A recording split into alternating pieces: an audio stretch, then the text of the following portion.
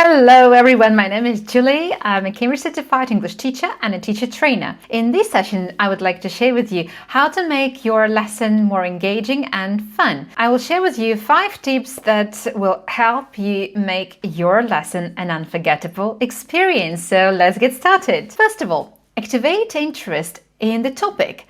Your students may not have background knowledge, so that's a very nice opportunity for you to expose them to some visual, to some activity that will generate interest, and probably while discussing it in 2 or 3, they will say that they are familiar with the subject, and it will also help raise interest in the matter that you would like to expose them to during the lesson. Tip number 2, don't spoon feed your students. They don't need it. Don't treat them as children. Children also should be treated as adults, but in any case, when you enter the classroom, perceive them as equals and perceive them as those that have background knowledge in the subject, and they need to be guided rather than spoon-fed. Tip number 3 is logical. Let your students discover the language. Create some activities where learners can discover something new, where they can learn not only the features of the language, but also something about the world,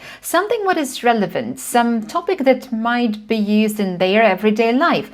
You will see that your students become more engaged and eager to learn further, and also collaborate with their peers. Tip number 4, let the students notice the features of the language and also let them notice their mistakes. If you just correct the mistake, it may happen that students will forget about it because they won't keep it for a very long time in their head. Whereas if you just highlight their mistakes and let them discover it, it will make their brain work harder and probably they will come up with the right solution. Alternatively, you can facilitate collaborative feedback, which is really effective because peers learn from each other. And finally, tip number 5, let your students self-reflect and see what they have learned in this session. Ask them some questions. Don't be afraid to ask some questions about what they didn't understand, what they liked, what they didn't like, and preferably you need to have some checklist or some